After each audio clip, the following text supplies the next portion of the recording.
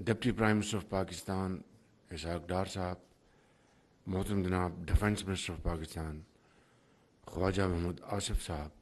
قابل احترام وزرائے کرام، منسٹر آف اسٹیٹس، کے پی کے وزرائے کرام اور اکابرین عمائدین، گورنمنٹ آفیشلز اور ہمارے کے پی اور پاکستان کے بھائی اور بہن اور ہماری جو منورٹی برادری کے محترم لیڈرز موجود ہیں، خواتین و حضرات، السلام علیکم۔ میں آپ سب کو آج اپنی طرف سے اور اپنی وفاقی حکومت کے وزراء دل کی اتھاہ گہرائیوں سے میں خوش آمدید کہتا ہوں، اور آپ کا یہاں پر تشریف لانا ہم سب کے لیے باعث عزت ہے۔